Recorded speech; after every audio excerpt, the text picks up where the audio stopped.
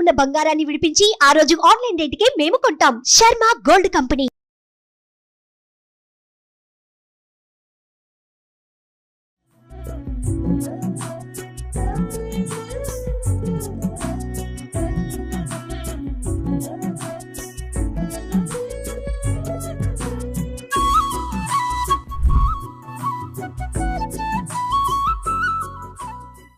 నమస్కారం, నేను మీ జాహ్నవి. వారాహి నవరాత్రులు ఈ ప్రత్యేక కార్యక్రమంలో వారాహి నవరాత్రులు మనం ఇంట్లో చేసుకోవాల్సిన సింపుల్ విధి విధానాలని మనకి డీటెయిల్ గా చూపిస్తూ ఎక్స్ప్లెయిన్ చేయడం కోసం అంతా ఉన్నారు ప్రముఖ జ్యోతిష్య వాస్తు పండితులు, జ్యోతిష్య వాస్తు శిక్షణ నిపుణులు, లలిత ఉపాసకులు బ్రహ్మశ్రీ నానాజీ పట్నాయక్ గురువు గారు. మాట్లాడేద్దాం. నమస్కారం గురువు గారు. శ్రీమాత్రే నమః. అయితే వారాహి అమ్మవారి నవరాత్రుల గురించి చాలా మందికి చాలా రకాల సందేహాలు ఉన్నాయి. అయితే అమ్మవారి నవరాత్రులు అందరూ చేసుకోవచ్చా?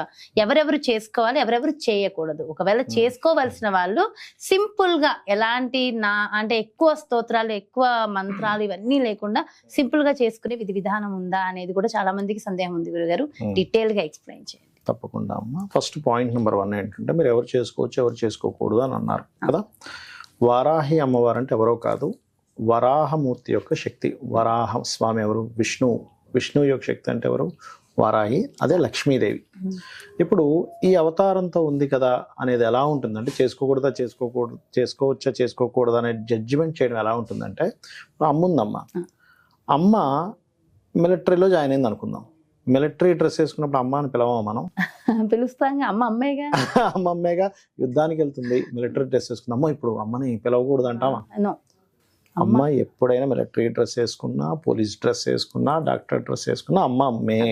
సీఎం అయినా పిఎం అయినా అంతే. అలాగే ఆ లక్ష్మీ అమ్మవారు వరాహ అవతారంలో ఉంది ఇక్కడ. వరాహమూర్తి ఆ యొక్క భూమిని, ఎవరైతే ఆ యొక్క హిరణ్యాక్షుడు దాచిపెట్టేసిన భూమిని బయటికి తీసుకొచ్చినప్పుడు ఆ అవతారం ఎత్తాలి అక్కడ. ఎందుకు అంటే, చూడండి మీరు వరాహాలని చూడండి, భూమిని వాసన చూసుకుంటూ తిరుగుతాయి, గమనించండి. ఎందుకంటే దానికి, ఆ అవతారానికి మాత్రం దానికే భూమిని కనిపెట్టే శక్తి ఉంటుంది. అందుకని మరి ఆ శక్తి ఈ రూపంలో రావాలిగా. అయితే ఇక్కడ ఏంటంటే, ఇది మరి ఎందుకు అందరూ చేయకూడదు అంటారు? ఎందుకు అంటే, శక్తి దేవత ఆరాధన ఎప్పుడు కూడా పూర్వం మన వాళ్ళు ఆ వ్యక్తికి ఓపిక, కామక్రోధాలు జయించిన వ్యక్తిగా ఇచ్చేవారు. లేని పక్షంలో ఏమవుతుందంటే, ఈ వ్యక్తి అనవసరంగా కోపద్వేషాలు కనుక వెళ్ళినట్లయితే అది అతనికి మంచిది కాదు, అతనితో గొడవ పెట్టుకున్న వాళ్ళకి మంచిది కాదు, ఇద్దరికీ నష్టం అని చెప్పని అలా ఓపిక ఉన్న వాళ్ళకి ఇచ్చేవారు. అయితే అది ఎంత గురువుల లెవెల్లో బీజాక్షరాలు చేసే వాళ్ళకి, నార్మల్గా స్తోత్రాలు చదువుకోవడానికి పెద్ద ఇబ్బంది ఉండదు, స్తోత్రం చేసుకోవడానికి, నమస్కారం చేసుకోవడానికి. అయితే ఇది 9 రోజులు నిత్య పూజ ఉంటుంది. కానీ మనకి ఆ 9 రోజులు స్పెసిఫిక్గా ఉండే నక్షత్రాన్ని బట్టి కొన్ని నైవేద్యాలది మార్చుకోవడము, కొన్ని పుష్పాలతో చేయడము, ఇట్లాంటివి కొన్ని మార్పులు చేసుకున్నప్పుడు మాత్రం దాని రిజల్ట్ ఇంకొంచెం ఎక్కువగా వస్తుంది. ఎందుకంటే అమ్మవారిని కనుక మీరు చూసినట్లయితే, చేతిలో రోకలి, ఒక చేతిలో రోకలి, ఒక చేతిలో నాగలి ఉంటుంది. అంటే ఏమిటి? మాతృస్వరూపం. సప్త మాతృకల్లో ఒక మాతృక, 5వ మాతృక అమ్మవారు. కాబట్టి ఏంటి, ఈ లలిత అమ్మవారే సప్తమాతృకులుగా అవతారం వచ్చింది, అందులో 5వ మాతృకులుగా వారాహి అమ్మవారు. అంటే ఏంటి? దున్నడము, మరలా దాని దంచి ఆ అన్నాన్ని ఇవ్వడం, అంటే మాతృస్వరూపం అమ్మవారు. అదేవిధంగా భూ వివాదాలు మరియు అనేకమైనటువంటి గొడవలు, ఇంకా చాలా ఉంటాయిలేండి, ఒక్కొక్కటి చెప్తూ ఉంటాను నేను. ఆ రకంగా అన్ని రకాలుగా అమ్మవారు కాపాడుతుంది మనల్ని. ఓకే. అయితే 9 రోజులు మనం జరుపుకుంటూ ఉంటాం కదా. 9 రోజుల్లో ఏ రోజున ఏ విధంగా జరుపుకుంటే అమ్మవారి అనుగ్రహం పొందగలమంటారు? అయితే గురువు గారు, మరి మొదటిగా ఈసారి శనివారం మొదలైంది కదా. శనివారము అంటే ఆ రోజు ఏ విధి విధానాల ప్రకారం మనం అమ్మవారిని పూజించడం వల్ల మనకు అనుగ్రహం కలుగుతుంది, ఎలాంటి అనుగ్రహం కలుగుతుందో కూడా. వారాహి అమ్మవారిని శనివారము పునర్వసు నక్షత్రం వచ్చిన రోజు ఎవరైనా సరే అమ్మవారిని, ఇక్కడ భక్తి ప్రధానం గుర్తుపెట్టుకోండి. మనం ఎంత హడావిడిగా చేసేస్తున్నామా, రకరకాల మంత్రాలు తంత్రాలు చేసేస్తున్నామా? కాదు. భక్తి అంటే ఒక తల్లిని చూసినప్పుడు మనకి ఎటువంటి భావన కలుగుతుంది? అయ్యో అమ్మ అని ఒక ఫీలింగ్ వస్తుంది, చూసారా? ఇప్పుడు తల్లిని ఎవరైనా ఒక చిన్న మాటను మనం తట్టుకోలేం, అంతే కదా. అలాగే అమ్మని అంటావా? అమ్మ ఈక్వల్ టు అమ్మవారు. ఓకే. అలా ఏంటంటే, ఒక అమ్మకి సేవ చేస్తున్నాను అనే భావనతో పూజ చేయాలి ఇప్పుడు కూడా. ఒక పిల్లవాడిని జాగ్రత్తగా చూసుకుంటున్నాను, నా పిల్లవాడు ఇంకొక ముద్ద ఎక్కువ తింటే బాగుంటుందో అనేటువంటి భావనతో పూజ చేయాలి. అయితే ప్రేక్షకులకి ఇక్కడ ఒక విషయాన్ని చెప్తున్నాను, చొక్కా వేసుకోకూడదు, షూటింగ్ కాబట్టి వేసుకున్నాను. పంచి కట్టుకోండి ఖచ్చితంగా, పై వస్త్రం వేసుకోండి. కాబట్టి ఇది పర్పస్ కాబట్టి ఇక్కడ వేసుకున్నాం అంతే. రైట్. అయితే ఇక్కడ శనివారం రోజు ఎవరికైనా కానీ అమ్మవారి వారాహి మూర్తిని కనుక చేస్తే ఏమవుతుందంటే మొట్టమొదటిగా దారిద్ర నాశనము. గుర్తుపెట్టుకుని శనివారం జాబ్స్ రావట్లేదు, శనివారం వారాహి అమ్మవారి స్తోత్ర పఠనం కనుక చేసినట్లయితే జాబ్స్ రావడం, జాబ్స్లో ఇంప్రూవ్మెంట్స్ కలగడం కూడా జరుగుతుంది. అయితే ఈ వారాహి పటమే పెట్టి చేసుకోవాలా, లేకపోతే లలితామ్మవారి పటం కూడా పెట్టుకోవచ్చు అంటే పెట్టుకోవచ్చు. అయితే మనకి ఇక్కడ ఈ రోజు మనకి వైట్ కలర్ దొరకలేదు కాబట్టి బ్లూ కలర్ పెట్టుకున్నాం. ఇవాళ పొద్దున్నే మనం వెళ్ళి అప్పటికప్పుడు బ్లూ తెచ్చుకున్నాం, సరేలే వీడియోలో చెప్దాంలే అని. బట్ శ్వేత వారాహి పెట్టుకుంటే మంచిది. ఒక్కొక్క రోజు ఒక్కొక్క పటం మార్చాలా గురువు? అక్కర్లేదు, ఫస్ట్ డే ఏదైతే పెట్టామో ఆఖరి వరకు అది అక్కడే ఉంటుంది, దాని కథపరు గుర్తుపెట్టుకోండి. సో శ్వేతవారాహి పెట్టుకుంటే చాలా మంచిది. అదే విధంగా నైవేద్యం కూడా ఫస్ట్ డే శనివారం రోజు పెట్టేటువంటి నైవేద్యం ఎప్పుడైనా గుర్తుపెట్టుకోండి, గూడ అన్నము అంటే బెల్లముతో తయారు చేసిన అన్నాన్ని నైవేద్యంగా పెట్టాలి. పెట్టినట్లయితే వీళ్ళకి శని సంబంధించిన దోషాలు ఉంటాయి, శని మహర్దశ నడుస్తున్నా లేకపోతే శనికి సంబంధించినటువంటిది ఏదైతే ఉంటుందో గోచార శని, వీటికి సంబంధించిన దోషాలు కూడా అమ్మవారు మనకి ఆ ఇబ్బంది పడకుండా కాపాడుతుంది, మన కర్మని తగ్గిస్తుంది. ముఖ్యంగా ఏంటంటే పుణ్య ఫలితాన్ని ఎక్కువగా ఇస్తుంది అమ్మవారి గంధంతో కనుక పూజ చేసినట్లయితే. ఈ రోజు ప్రత్యేకంగా బెల్లము నైవేద్యము లేదా బెల్లముతో చేసిన పదార్థాన్ని నైవేద్యంగా ఎక్కువ గంధంతో పూజ చేయాలి శనివారం నాడు. అప్పుడు ఏమవుతుంది, గంధంతో సేవించడం వల్ల, అంటే నిత్యము 9 days గంధంతో సేవించాలి. అది కాకుండా వస్త్రాలు కూడా దీక్ష తీసుకునేవారు గంధం రంగు డ్రెస్సే వేసుకుంటారు, ఎందుకంటే గంధం భూమికి సంకేతం, భూమికి సంకేతం వేసుకుంటారు. కొన్ని ప్రదేశాల్లో వారాన్ని బట్టి డ్రెస్ కూడా వేసుకునే వాళ్ళు ఉంటారు. బట్ ఫైనల్ గా గంధం రంగు వేసుకోవడం మంచిది. కొంతమంది ఏం చేస్తారంటే శనివారం చేసేటప్పుడు నీలం రంగు ఇట్లా కూడా వేసుకుంటారు. బట్ ఏంటంటే గంధం ఈజ్ బెస్ట్. అదే విధంగా ఈ శనివారం రోజు చేసేటప్పుడు పర్టికులర్ గా ఏంటంటే పత్రములు కూడా కొన్ని డిఫరెంట్ పత్రాలతో కూడా పూజిస్తారు. అప్పుడు కూడా వీళ్ళకి లక్ష్మీ ప్రాప్తి కలుగుతుంది, శని దోషాలు పోతాయంటూ ఉంటారు. అదొకటి చేసుకోవాలి. అండ్ అదేవిధంగా మరొకటి ఏంటంటే ఈ శనివారం నాడు మరింత ఎక్కువ దోషం ఉందండి, మాకు చాలా దారిద్రం అనిపిస్తున్నాం అనుకునేటప్పుడు బెల్లం అన్నాన్ని ఎక్కువగా నైవేద్యం పెట్టి దాన్ని పంచమని చెప్తారు. పంచినట్లయితే కూడా వీళ్ళకి శని సంబంధించిన దోషాలు పోతాయి. అలాగే ఈ పూజతో పాటు శనివారం నాడు శని కుజ కేతు గ్రహాల దగ్గర దీపారాధన చేసి వాటికి సంబంధించిన స్తోత్రం చేసుకుంటే కూడా చాలా మంచిది అమ్మవారి. అదే విధంగా శని ఎవరికి కారకుడు, ఈ పేదవాళ్ళకి, ఈ చిన్న వర్క్స్ చేసుకునే వాళ్ళకి, బీదులకి, అడుక్కునే భిక్షాటం చేసుకునే వాళ్ళకి వీలైనంత మటుకు అన్నదానంగా అవన్నీ చేస్తే ఇంకా తొందరగా వీళ్ళకి క్లియర్ అవుతుంది. అంటే ఒక రోజు ఒక పూజ మనం చేస్తున్నామంటే దానికి సంబంధించినటువంటివన్నీ కూడా పాటించాలి.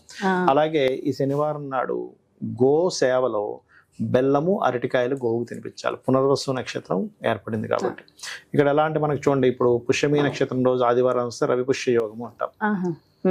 అట్లాగే పునర్వసు నక్షత్రం శనివారం వస్తే కూడా కొంతవరకు ధర్మకర్మాది యోగము, గురుకర్మ యోగం ఏర్పడుతుంది. అలాంటప్పుడు ఏంటి ప్రత్యేక చేస్తే మంచిది. ఇంకోటి శనివారం పూజ చేసేటప్పుడు ధూపం ఎక్కువగా వేస్తారు అమ్మవారికి. ఇంట్లో ఏదైనా నెగటివ్ ఎనర్జీ ఉంటే శనివారం వారాహి అమ్మవారిని పూజించడం వల్ల ఏమిటి ప్రధానంగా వచ్చే ఫలితం అంటే ఇంట్లో నెగటివ్ ఎనర్జీ ఎక్కువగా ఉంది, చాలా నెగటివ్ ఎనర్జీ ఉందండి, ఖచ్చితంగా అది క్లియర్ అవుతుంది. రోగాలు ఉంటాయి, రోగ నాశనం జరుగుతుంది శనివారం పూజ చేయడం వల్ల. అంటే ఏమిటి, మీరు సంకల్పం ప్రత్యేకంగా శనివారం ఈ ప్రాబ్లమ్స్ లో ఎక్కువ ఇబ్బంది పడుతున్నామండి, అనారోగ్యము, జాబ్ రిలేటెడ్ సంబంధించిన, అదేవిధంగా అన్ని పనులు లేట్ అవుతున్నాయి అనుకుంటున్నా, ఇట్లాంటి వాటికి వృత్తి సంబంధించిన ఇబ్బందులు ఇవన్నీ కూడా సాల్వ్ అవుతాయి. అందుకే నేను దానికి సంబంధించిన దానం, దానికి సంబంధించినటువంటి నైవేద్యం పదార్థం చేయడం అనేటువంటిది ఇంకా మంచి ఫలితాలను ఇస్తుంది. అలాగే గురువు గారు, వారాహి నవరాత్రులు అంటే ఖచ్చితంగా 9 రోజులు దీక్ష తీసుకోవాల్సిందేనా, ఒక్కొక్కళ్ళు ఒక్క రోజు చేసుకుంటామండి అని అలా కూడా చేసుకోవచ్చు? అంటే ఒకటమ్మా, ఇక్కడ 9 రోజులు చేస్తే ఇంకా మంచిది. ఇప్పుడు మీకు ఏదో ఒక ఆఫర్ వచ్చింది, రోజుకి ₹1,00,000 శాలరీ అని, 9 రోజులు వెళ్ళాలా, ఒక రోజు వెళ్ళాలా అంటారా? 9 రోజులు వెళ్తానండి అంటారు. ఈ పూజ చేయడం అనేది ఏంటంటే ఎంతో పుణ్యం ఉంటే కానీ మనం పూజ చేయలేము. వీలైతే వీలైనంత మటుకు 9 రోజులే చేసేసేయాలి. ఇంకా కుదరలేదు, అనారోగ్యంతో ఉన్నాడు, లేకపోతే స్త్రీలు కొంచెం ఇబ్బంది ఉంటుంది వారికి, ఆ 5 days చేయలేరు, ఆఖరి 3 రోజులు చేస్తారు, లేకపోతే ఇంకోటి ఏదో ఊరు వెళ్తారు, ఆ అవసరం బద్ది, అప్పుడు దట్ ఈస్ డిఫరెంట్ కేసు. ఇప్పుడు మీరు రోజుకి ₹1,00,00,000 ఇస్తామండి మీకు ఈ షూటింగ్ కి అంటే ఏ హీరోయిన్ వద్దంటాడు. అదే కదా, ఎందుకు వదులుకోవడం, ఒక రోజు ఎందుకు చేయడం, 9 రోజులు చేస్తానండి. చేస్తా ఉంటారు. దానికంటే అసలు కొన్ని గొప్పగా లక్షల చెప్పారు గురువు గారు. కోట్ల రెట్లు ఎక్కువ అమ్మవారి పూజ. కరెక్ట్. అయితే ఒకసారి మరి పూజా విధి విధానం కూడా తప్పకుండా. ఇక్కడ ఏంటంటే మనకి ఏ మంత్రము తంత్రము చేయడం రాదు అనుకున్నప్పుడు కూడా సింపుల్ గా చేసే విధానం చెప్తాను. ఎందుకంటే అందరికీ రాదు, నాకు అర్థమైంది. ఎందుకంటే చాలా మంది ఏమంటే నేను వీడియోలు చూస్తుంటాం కానీ అందులో రకరకాలు అంటుంటారు, అది నాకు నోరు తిరగదు, ఆ నోరు చేయాలనుంటుంది కానీ అలా అనేటప్పుడు ఏం తప్పు పలుకుతానేమో అని భయం వేస్తుంది అంటూ ఉంటారు. ఇక్కడ ఒకటే మీకు ఇక్కడ చెప్తాను. ఫస్ట్ ఆఫ్ ఆల్ ఏంటంటే ఎప్పుడు కూడా మనం పూజ చేసేటప్పుడు దీనికి ఒక ప్యాటర్న్ ఉంటుంది. మొట్టమొదటిగా గణపతి పూజ చేయాలి ఇప్పుడు కూడా. ఇప్పుడు సహజంగా అయితే శుక్లాంబరధరం విష్ణు అనేటువంటి చదువుతాం, లేదా గణానాం త్వా గణపతి కుంభమామసే అని చదువుతాం. అది రాదు ఉదాహరణకి. అలాంటప్పుడు ఏం చేయాలంటే చక్కగా అక్షింతలు తీసుకొని మొట్టమొదటిగా ఒక చిన్న పసుపు గణపతిని చేసుకొని కూడా చేయొచ్చు. లేకపోతే గణపతి పటం ఉన్నట్లయితే అక్కడ మీరు ఏమీ కంగారు పడక్కర్లేదు. అంటే నాకు గణపతి మంత్రం రాదు కదా, శుక్లాంబరధరం కూడా రాదు కదా అని టెన్షన్ పడక్కర్లేదు. మీరు మనస్ఫూర్తిగా 2 అక్షింతలు తీసుకొని ఓం మహాగణాధిపతయే నమః అని ఇట్లా వేస్తున్నా సరిపోతుంది గణపతి దగ్గర. చాలు. ఓం మహాగణాధిపతయే చేసుకోండి, ఫస్ట్ చేసుకోండి. ఒక చిన్న ముద్దలాగా, అంటే అది గణపతి అని మనం ఫీల్ అయితే చాలు. గణపతి షేపు, ముఖం రాలేదు, దానికి చెవులు ముక్కు అన్ని ఉండాలని రూల్ ఏమి లేదు. ఇది మొట్టమొదటిగా మీరు అర్థం చేసుకోండి. నాకైతే ఇలా గణపతి మీరు సామాన్య ప్రజలు అనుకోండి కదా, అంతే కదా, మీకు గణపతి మంత్రం కూడా రాదు. ఓం మహాగణాధిపతయ నమః అనుకుంటే ఒక 11 సార్లు ఇక్కడ ఏం సరిపోతుంది. ఓం మహాగణాధిపతయ నమః, ఓం మహాగణాధిపతయ నమః, ఓం మహాగణాధిపతయ నమః. మనసుని పెట్టి మనసుతో చేయాలి. ఇక్కడ ఏంటంటే మనసు పెట్టడం చాలా ముఖ్యం అండి. ఎప్పుడైనా సరే ఏది పూజ అయినా చేసేటప్పుడు మనసు ప్రధానము, భక్తి ప్రధానము. భక్తి మనసు లేకుండా మీరు ఎన్ని మంత్రాలు చదివినా కూడా అది ఫలించదు, గుర్తుపెట్టుకోండి. సో గణపతి పూజ అయిపోయింది. ఇప్పుడు దాని తర్వాత చేయవలసింది ఏమిటి అంటే గణపతికి మనం మొక్కుకోవాలి. ఇలా దీక్ష చేస్తున్నానా చెప్తాను నేను, చెప్తాను.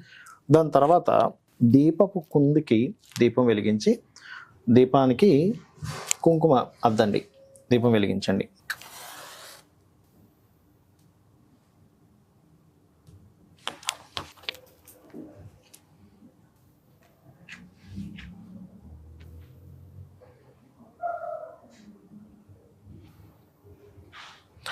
మొట్టమొదటిగా గణపతికి మహాగణాధిపతయ నమః అనుకున్న తర్వాత దీపాన్ని వెలిగించాలి.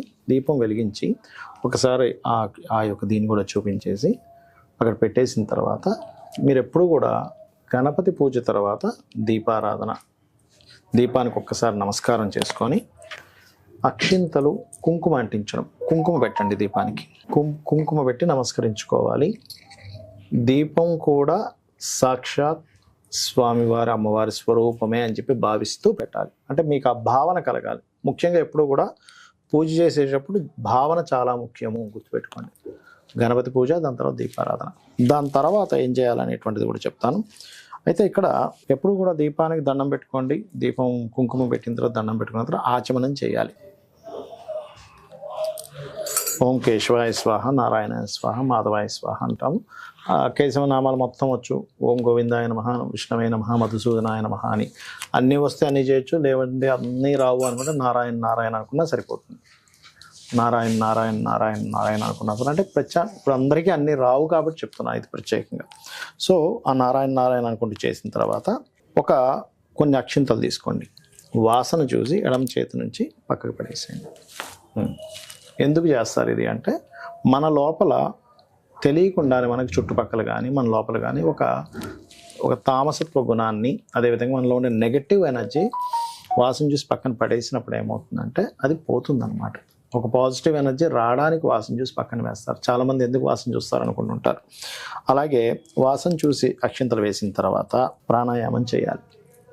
ఇలా ముందు ఎడమ ముక్కు నుంచి తీసుకొని, కొంతమంది ముక్కు నుంచి కూడా తీసుకుంటారు, బ్లాక్ చేసి మళ్ళీ వదనం ప్రాణాయామం చేయాలి. ఎందుకు ప్రాణాయామం చేస్తామంటే మనకి నెగిటివ్ ఎనర్జీ అనేటువంటిది ఇంకా ఏదైనా లోపల ఉన్నా కూడా మనం పూజ చేస్తున్నప్పుడు ఎక్కడ ఏ ఆటంకం కలగకుండా ఉండడానికి ఒక పాజిటివ్నెస్ని ఇస్తుంది ప్రాణాయామం కూడా.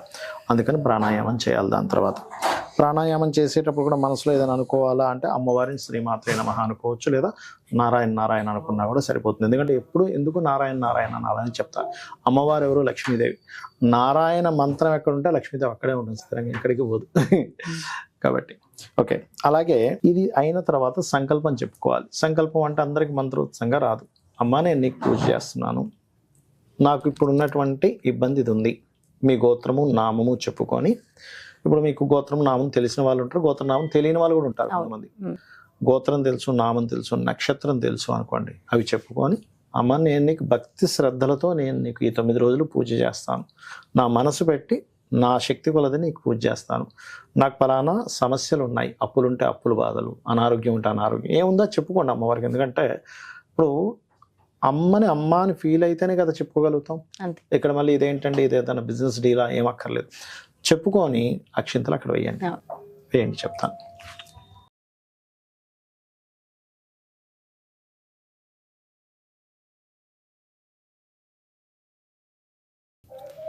దీని తర్వాత గంటానాదం తీసుకోండి.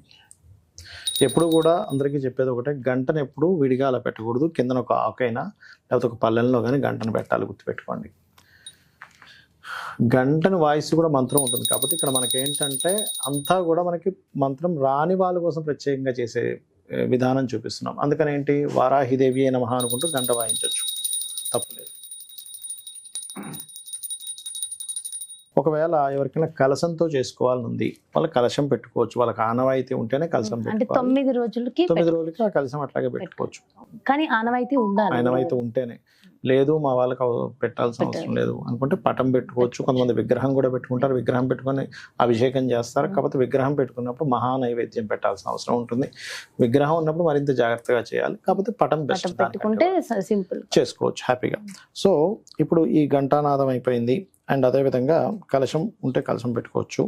ఇప్పుడు ఇంకొకసారి అంటే శాస్త్రోక్తంగా గణపతి పూజ చేస్తారు మళ్ళీ ఒకసారి గణపతిని. అలా లేదు ఒక్కసారి మళ్ళీ మహాగణాధిపతి నమః అనుకుని అక్షింతలు వేసుకోవచ్చు. ఆ గణపతి దగ్గర వేసినటువంటి అక్షింతలను తీసి తల మీద చల్లుకోండి. అంటే మీకు గణపతి పూజ ఎందుకు చేస్తామంటే ఈ పూజలో ఎక్కడా కూడా మనకి ఆటంకం కలగకుండా స్వామివారిని చూడమని చెప్పి మనసులో అనుకోవాలి.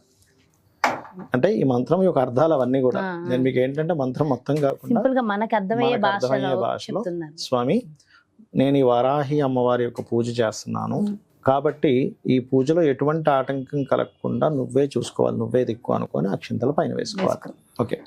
దాని తర్వాత అంటే ప్రాణ ప్రతిష్ఠ అంటారు. ఇప్పుడు సహజంగా ప్రాణ ప్రతిష్ఠకి మంత్రం అది చేస్తారు. ఇప్పుడు అలా లేదు అనుకోండి, మీరు ఏం చేయాలంటే అమ్మ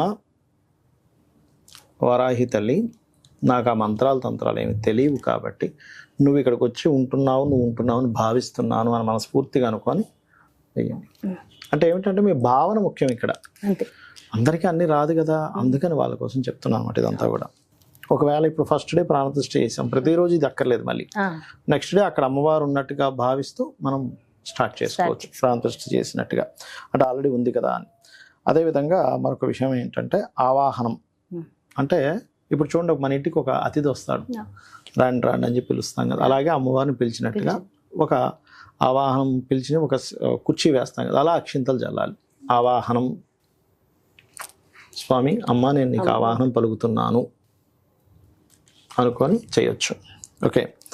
అదేవిధంగా ఆవాహనం తర్వాత కనుక చూసుకున్నట్లయితే ఆసనం అంటే ఒక సీట్ వేస్తాం, లోపలికి పిలిచాము. ఇప్పుడు అమ్మ లోపలికి రా అమ్మ, మా ఇంట్లోకి వచ్చావు తల్లి, నీకు నమస్కారం, మా ఇంట్లోకి వచ్చిన నీకు నమస్కారం, ఇక్కడ కూర్చో తల్లి అని అనుకొని అక్షింతలు వేస్తున్నాం మళ్ళీ. అంటే మీ భావన ముఖ్యం. మీకు ఆ మంత్రం చదివి భావన అర్థం తెలియలేదు అనుకోండి, ఇప్పుడు మీకు ఏమవుతుంది మనసులో, అమ్మవారు వచ్చింది, గణపతిని నేను తలుచుకున్నాను, అమ్మవారు వచ్చింది, ఇప్పుడు ఇక్కడ కూర్చుంది అనేటువంటి భావన కలుగుతుందిగా, అలానే అనిపిస్తుంది కూడా, అలా అనిపిస్తుంది కదా. దాని తర్వాత పాఠ్యం సమర్పయామి అంటారు మన పూజలో. అంటే ఏమిటి, పాదాలు కడుగుతాం. ఇప్పుడు మన ఇంటికి ఎవరైనా గెస్ట్ వస్తే వాటర్ ఇస్తాం, కాలు కడుక్కోండి, చేతులు కడుక్కోండి అని. అలా ఏంటంటే ఇక్కడ అమ్మవారికి కూడా ఏంటంటే కాలు కడుగుతున్నాం అనే భావంతో నీట్గా ఉంది. ఈ నీరు అది ఆచమనం చేసిన వాటర్ కాకుండా సపరేట్ వాటర్ తీసుకోవాలి. ఇప్పుడు అందుకే 2 కలశాలు పెట్టమన్నారు. అంటే ఏంటి, ఇలా చూపించి పక్కన ఇంకో గిన్నెలో వేస్తారు, ఇలా చూపించి ఆ గిన్నెలో వేసేసేయండి. అంటే కాళ్ళు కడిగినట్టుగా అనమాట. కాళ్ళు కడుగుతున్నాను తల్లి, నీ యొక్క పాదాలు కడుగుతున్నాను తల్లి, నీ యొక్క చేతులు కడుగుతున్నాను అనుకొని చేతుల దగ్గర చూపించి అలా వేసేసేయండి. అంటే ఏమిటి, మీరు మనసులో ఫీల్ అవ్వాలి అమ్మవారు మీ ఇంటికి వచ్చినట్టు, మీరు పాదాలు కడిగినట్టు, మీరు చేతులు కడిగినట్టు అనమాట. Feeling is most important. ఎప్పుడు కూడా అప్పుడు ఏమవుతుందంటే మీకు అటాచ్ అవుతారు అమ్మవారితో, కనెక్ట్ అవుతుంటారు అనమాట ఈ రకంగా. ఓకే, అదేవిధంగా స్నానం కూడా చేయించినట్టుగా, స్నానం చేయించినట్టుగా. దాని తర్వాత మనం ఏం చేస్తాం, వస్త్రం ఇస్తాం. ఇంటికి వచ్చిన వ్యక్తి కాళ్ళు చేతులు కడుక్కున్నాడు, లేకపోతే స్నానం చేసిన ఈ వస్త్రాలు కట్టుకున్నాడు, అలా వస్త్రం ఇస్తున్నాం అమ్మవారికి. అంటే మన ఇంటికి వచ్చిన అమ్మవారికి ఇవన్నీ చేస్తున్నాం, ఒక గెస్ట్ లాగా వచ్చిందని ఫీల్ అయ్యి. ఇవన్నీ ఉన్నాయి, తెచ్చుకుని పెట్టుకుని సమర్పించవచ్చు. లేకపోతే అక్షింతలు కానీ దూదితో చేసినటువంటి దూదిని కూడా సమర్పిస్తారు వస్త్రము అని. వస్త్రం సమర్పయామి అంటే వస్త్రం నేను నీకు సమర్పిస్తున్నాను తల్లి, నీకు బట్టలు ఇస్తున్నాను అమ్మ, నీకు వస్త్రం ఇస్తున్నాను మనస్ఫూర్తిగా ఫీల్ అయ్యి ఇవ్వాలి. అంటే మీ మనసు దానికి కనెక్ట్ అవ్వాలి అలాగా. ఓకే, అదేవిధంగా ప్రతిదీ ఇచ్చేటప్పుడు ఏం చేయాలంటే ఒకసారి నీళ్ళు చూపించి వదులుతుండాలి. గుర్తుపెట్టుకోండి, వస్త్రం ఇచ్చాము ఒకసారి నీళ్ళు చూపించి వదులుతుండాలి. అంటే మనం చూడండి ఏదైనా చేసినప్పుడు ఒకసారి చేతుల్లో తుడుచుకుంటాం, అంటే మనం ఎప్పటికప్పుడు శుద్ధి చేసుకుంటున్నాం అనమాట నీళ్ళు చూపించి వదలడం అనేటువంటిది. యజ్ఞోపవీతము అంటారు, అంటే యజ్ఞోపవీతాన్ని కూడా ఇస్తారు అమ్మవారికి. యజ్ఞోపవీతం అని దూదితో ఇస్తాం, మళ్ళీ దూదిని ఇవ్వడమే, లేదా యజ్ఞోపవీతాన్ని ఇవ్వచ్చు, తప్పులేదు. ఓకే, సో ఒక దూదని లేదా అక్షింతనైనా ఇవ్వచ్చు మీరు యజ్ఞోపవీతం అనేటువంటి భావనతో. దూది లేదు కాబట్టి అక్షింతలు కూడా చేయొచ్చు, కానీ దూది తీసుకుంటే మంచిది. ఇప్పుడు ఏం చేయాలంటే నెక్స్ట్ గంధము తీసుకోండి, ఎందుకంటే అమ్మవారికి ప్రత్యేకంగా గంధంతో చేయాలి పూజ. పొడి గంధం అయితే మంచిది. 108 సార్లు మీకు వారాహి అమ్మవారి అష్టోత్తరాలు చదవడం వస్తే అష్టోత్తరాలతో గంధం వేస్తూ ఉంటారు, వారాహి అమ్మవారి అష్టోత్తరాలతో. లేదంటే ఓం వారాహిదేవి అయి నమః, ఓం వారాహిదేవి అయి నమః. ఎందుకంటే మనం ఈ వీడియో ప్రత్యేకంగా మంత్రం రాని వాళ్ళ ఎవరి కోసమైనా చేసుకోవచ్చు. అలా వారాహిదేవి అయి నమః, వారాహిదేవి అయి నమః, వారాహిదేవి అయి నమః. గంధము తర్వాత ఈ గంధం చేయడం వల్ల ఏమొస్తుంది ఫలితము అంటే పాపము తొలగుతుంది అని చెప్పింది శాస్త్రం. అంటే మనం చేసినటువంటి తెలుసో తెలియక ఎన్నో పాపాలు చేస్తూ ఉంటాం, పాపము తొలగితే గానీ మనం ఇప్పుడు చేసే పుణ్యం యొక్క ఫలితం రాదు. గంధం పూజ అయిపోయింది, దాని తర్వాత పుష్పం తీసుకోవాలి. పుష్పాలు తీసుకొని అష్టోత్తరం వస్తే పుష్పాలు, లేదా ఓం వారాహిదేవి నమః అనుకుంటే పుష్పాలతో పూజ చేయాలి. ఓకే, ఈ రకంగా పుష్పాలతో అయిపోయిన తర్వాత ఇప్పుడు కుంకుమ తీసుకొని మొట్టమొదటి వారాహి అమ్మవారి పాదాల దగ్గర బొట్టు పెట్టి పాదాలకు పూజ చేస్తున్నాం అనుకోండి. దాని తర్వాత కాళ్ళ దగ్గర బొట్టు పెట్టి కాళ్ళకి పూజ చేస్తున్నాము. దాని తర్వాత మోకాళ్ళ దగ్గర బొట్టు పెట్టి మోకాళ్ళకి పూజ చేస్తున్నాం, మోకాళ్ళ దగ్గర పెట్టండి పర్లేదు. దాని తర్వాత ఈ ఉదర భాగం కాళ్ళు ఫస్ట్ పాదాల నుంచి రావాలి, పాదాల నుంచి పై వరకు వెళ్తున్నాం అన్నమాట ఈ పూజలో. అమ్మ నీ పాదాలకి నమస్కరిస్తున్నాను అనుకొని పాదాల దగ్గర పెట్టచ్చు. అమ్మ నీ కాళ్ళకి నమస్కరిస్తున్నాను బొట్టు పెట్టి నమస్కరించుకోవచ్చు, లేదా మామూలుగా చేయొచ్చు. అదేవిధంగా అమ్మ నీ ఉదర భాగానికి, నీ యొక్క హార్ట్ భాగానికి, నీ యొక్క భుజాలకి, నీ యొక్క చేతులకి నమస్కరిస్తున్నాను. అదేవిధంగా నీ యొక్క కంఠానికి కూడా పూజ చేయాలి చెప్తారు శాస్త్రం. అదేవిధంగా శంకు చక్రములకి, నీ యొక్క శిరస్సు భాగానికి, నీ యొక్క కిరీటమునకు, నీ యొక్క చంద్రుడికి అర్ధచంద్రాకారం. ఇవన్నీ ఎందుకు ఏంటి అంటే మీరు పాదం నుంచి ఎప్పుడైతే శిరస్సు వరకు పూజ చేస్తారో, ఇవన్నీ జ్యోతిష్ శాస్త్రంలో 12 రాసులుగా 12 భాగాలుగా విడిపోతుంది. పాదాలకు పూజ చేశారు, మీకు అనవసరమైన ఖర్చులు ఏవైతే ఉంటాయో వాటిని తగ్గిస్తుంది అమ్మవారు. కాళ్ళ భాగానికి పూజ చేశారు, కుంకుమ పెట్టారు, మీ కోరిక నెరవేరుతుంది. మోకాళ్ళ భాగానికి పూజ చేశారు, మీకు జాబ్ సంబంధించిన ప్రాబ్లమ్స్ తగ్గుతాయి.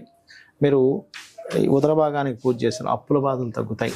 అదేవిధంగా మీరు భుజ భాగానికి పూజ చేశారు, అనవసరమైనటువంటి భయాలు పోతాయి. వక్షస్థలానికి పూజ చేశారు, మానసిక రుగ్మతలు పోతాయి.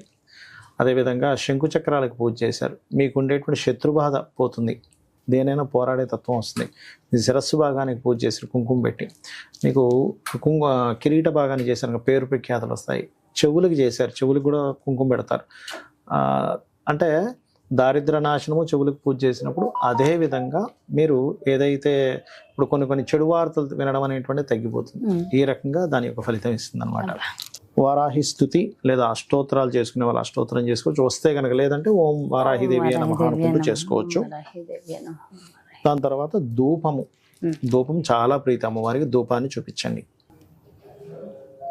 ధూపాన్ని చూపిస్తున్నాను అంటే ఇక్కడ మీరు ఎలా ఫీల్ అవ్వాలంటే సాక్షాత్ అమ్మవారు ఆ ధూపాన్ని అందుకుంటుంది అని ఫీల్ అవుతూ చేయండి. ఎప్పుడైనా గుర్తుపెట్టుకోండి. ఏదో తిప్పేసాం, ఏదో ధూపం ఇస్తున్నాం అని కాదు. సాక్షాత్ అక్కడ అమ్మవారు ఉంది, మీరు స్థాపితం చేశారు, అమ్మవారిని అక్కడ ఆవాహనం చేశారు, అక్కడ ఉంది అమ్మవారు, గుర్తుపెట్టుకోండి. కాబట్టి అమ్మవారు ఉంది కాబట్టి అమ్మవారికి పూజిస్తున్నాము అనేటువంటి, ధూపాన్ని ఇస్తున్నాము అనేటువంటి దాంతో చేయాలి. దాని తర్వాత దీపాన్ని చూపించండి. దీపాన్ని ఒకసారి ఇలా చూపించండి. అమ్మానికి దీపాన్ని చూపిస్తున్నాను అనేటువంటి భావన ముఖ్యమండి ఇక్కడ. ఎప్పుడైనా సరే దీపాన్ని చూపించండి. అదేవిధంగా నైవేద్యం. నైవేద్యం ఏమి నైవేద్యం ఉంటే అది, అదేవిధంగా నైవేద్యం చేయలేని అరటిపళ్ళు, ద్రాక్ష పండు ఏదైనా పెట్టచ్చు. కాకపోతే ప్రత్యేకంగా మీ కోరిక ఏదైనా ఉంది, సంకల్పం ఉంది, అప్పుడు దానికి తగ్గట్టుగా నైవేద్యాలు మనం ఒక్కొక్క రోజు చెప్తున్నాం. ఒకవేళ చేసుకోవాలి శనివారం అనుకున్న వాళ్ళకి, శనివారం అనుకునేటువంటి వారికి శనివారం అనుకోండి గూడాన్నం, ఆదివారము రవ్వ కేసరితో అట్లా, సోమవారము చక్కెర పొంగలి అట్లా చేసుకోవచ్చు. లేదా పాయసాన్నము చెప్తాను నేను. ఒక్కొక్క రోజుకి మనం చేస్తుంటాం కాబట్టి ఒక్కొక్క రోజుకి ఒక్కొక్కటి. సో ఇప్పుడు నైవేద్యం ఎప్పుడు కూడా అరటిపళ్ళు ఇలా ఉంటాయి కదా, ఈ అరటిపండు ఒలవాలి ఎప్పుడు కూడా. మనం చాలా మంది ఏం చేస్తారు, అలా పెట్టేస్తారు. అలా ఒలిచి దీనికి నీరుని ఇలా చూపించి, మంత్రం రాదు, ఓం ప్రాణాయ స్వాహ, ఉదాయ స్వాహ, సమానాయ స్వాహ, అదేమి రాదు అనుకోండి, ఉదాహరణకి మీరు ఇలా చూపించవచ్చు. అమ్మ నీకు ఇస్తున్నాను, మనస్ఫూర్తిగా ఇస్తున్నాననే భావనతో చేయండి, మీకు మంత్రం రాకపోయినా కూడా. అదేవిధంగా నైవేద్యం తర్వాత చూసుకున్నట్లయితే తాంబూలం, ఒక ఆకు ఒక్క తీసుకొని తాంబూలాన్ని పెట్టాలి. ఆకు ఒక్క పువ్వులు కాయిన్ పెట్టాలి. ఆకు ఒక్క పువ్వులు, ఒక అరటిపండు కూడా పెడతారు, అవి అక్కడ పెట్టండి. అక్కడ సమర్పిస్తున్నాం అంటే మీరు తాంబూల సమర్పయామి అనుకోవచ్చు. తాంబూల సమర్పయామి అని మనస్ఫూర్తిగా. ఇక్కడ ఏంటంటే ఒకటే గుర్తుపెట్టుకోండి, మన మనస్సుని అక్కడ ఉంచాలి. ఉంచుతూ తాంబూల సమర్పయామి, అమ్మానికి తాంబూలం ఇస్తున్నాను తీసుకో అంటే అక్కడ అమ్మ ఉంది అనేటువంటి భావంతో చేయండి. దాని తర్వాత తాంబూలం ఇచ్చిన తర్వాత మీరు కర్పూరం, హారతి ఇవ్వండి. గంట వాయించండి, ఇట్లా తిప్పండి, పర్లేదు.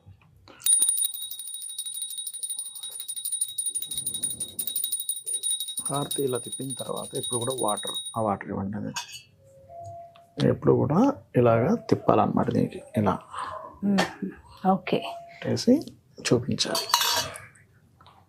చూపించి మీతో పూజ చేసే వాళ్ళకి చూపించడం, వాళ్ళని హారతి తీసుకోమన్నాం. మనం దాని తర్వాత మనం హారతి తీసుకోవడం చేయాలి. ఎప్పుడు కూడా మీ మనసు అక్కడ లగ్నమై చేయాలి. ఏ పనైనా సరే అప్పుడే కనెక్ట్ అవుతుంది. మనం ఎన్ని ఆర్భాటాలుగా చేసినా సరే అవ్వదు, గుర్తుపెట్టుకోండి. దాని తర్వాత మంత్రపుష్పం చదువుతారు. అండ్ అక్షింతలు అంటే పుష్పాలు, కొన్ని అక్షింతలు తీసుకొని ఆత్మ ప్రదక్షిణం చేసుకున్నట్టుగా చేసుకొని, ఆత్మ ప్రదక్షిణం అంటే ప్రదక్షిణం చేసినట్టుగా చేసి అమ్మవారి దగ్గర వదిలేసి నమస్కరించుకోవడమే. ఇది లేదు అంటే లేచి నుంచునే ప్రదక్షిణ చేసుకోవచ్చు, ఆత్మ ప్రదక్షిణం చేసుకోవచ్చు, అలాగైనా చేసుకోవచ్చు. సాష్టాంగ నమస్కారం చేసుకోవాలి. స్త్రీలైతేనేమో సాష్టాంగం చేయాల్సిన పని లేదు, పురుషులైతే కంప్లీట్ సాష్టాంగ నమస్కారం చేసుకోవాలి. ఎప్పుడైనా సరే చేసుకొని క్షమాపణ, అమ్మ నా వల్ల ఏదైనా తప్పు జరిగితే క్షమించు అని చెప్పి అనుకుంటే సరిపోతుంది. పూజలో నాకు ఏదైనా తెలియకో ఏదైనా తప్పు జరిగింది క్షమించు. అప్పుడు ఏమవుతుందంటే మీరు చేసిన పూజలో ఎక్కడైనా మీకు తెలియకుండా ఏదైనా ఫాల్ట్ జరిగింది, అమ్మ క్షమిస్తుంది. ఇది పూజా విధానం. కొబ్బరికాయ ఎప్పుడు కొట్టాలి? కొబ్బరికాయ కొంతమంది కొట్టకూడదు అంటారు, కొట్టొచ్చు అంటారు. కాకపోతే మీరు ప్రేమతో కొట్టవచ్చు, కాకపోతే స్త్రీలు కొట్టకూడదు, పురుషులు కొట్టచ్చు. కాబట్టి ఒకవేళ కొట్టకపోయినా పర్వాలేదు. సో ఎంత సింపుల్ గా అంటే అసలు సామాన్యులు సైతం అసలు ఏమీ రాదమ్మా నాకు అనుకున్న వాళ్ళు కూడా ఎంత సింపుల్ గా చేసుకోవచ్చు. అంటే ఇన్ని రోజులు పూజలు ఏదో చేసేస్తున్నారు కానీ అంటే నిజంగా చాలా మంది అంటే ఇప్పుడు అందరికీ మంత్రం రాదు కదా. అవునవును, ప్రతి దానికి ఒక మంత్రం చదవాలి, ప్రతిదీ కూడా రాదు. కానీ హార్ట్ లో ఏముంటుంది, ఆ పని చేయాలి, ఫీల్ ఉంటుంది. ఫీల్ ఉన్న వ్యక్తి ఇలా చేసుకోవచ్చు. అవును. సో అర్థం చెప్తూ సింపుల్ గా విధి విధానాలు చాలా చాలా అద్భుతంగా ఎక్స్ప్లెయిన్ చేశారు గురువుగారు, ప్రతి ఒక్కరికి డీటెయిల్ గా. అలాగే మరి కొంతమంది కలశం పెట్టుకునే వాళ్ళు ఒకవేళ పెట్టుకుంటే కలశాన్ని ఏం చేయొచ్చు అంటారు? ఆ కలశం ఆఖరిలో అందులో వాటర్ పోసి కానీ లేకపోతే బియ్యం పెట్టి కానీ చేస్తారు. ఆఖరిలో అది తీసేసిన తర్వాత ఆ బియ్యాన్ని పాయసంగా ఉండి నైవేద్యం పెట్టి అందరూ ప్రసాదంగా తీసుకుంటారు. ఉండి మళ్ళీ నైవేద్యం పెట్టేసి తీసేసుకుంటే. అలాగే ఈ పుష్పాలు ఇప్పుడు అయిపోయింది, పూజ అయిపోయింది, ఈ పుష్పాలు ఏం చేయాలని సందేహం. అవునవును, మొక్కల్లో వేయాలి. మొక్కల్లో వేసి లేదంటే నీటిలో కూడా వేయచ్చు, నీటిలో కూడా పారే నీరులో వేయచ్చు, మొక్కల్లో వేయచ్చు, ఎక్కడ పడితే అక్కడ చెత్త డబ్బాలో వేయకూడదు. సో చాలా చాలా సింపుల్ గా డీటెయిల్ గా ఎక్స్ప్లెయిన్ చేశారు గురుగారు, ఎంతో సంతోషంగా ఉంది. Thank you so much Guruji. నమస్తే. శ్రీమాత్రే నమః. సో ఇదండి మరి వారాహి నవరాత్రులు ప్రత్యేక కార్యక్రమంలో మరి మొదటి రోజు శనివారం నాడు ప్రతి ఒక్కళ్ళు కూడా ఆచరించవలసిన విధి విధానాలు చాలా డీటెయిల్డ్ గా ఎక్స్ప్లెయిన్ చేశారు కదా గురుగారు. రేపు రెండవ రోజు ప్రత్యేకమైన కార్యక్రమంతో మళ్ళీ మీ ముందుకు వచ్చేస్తాను. నమస్కారం.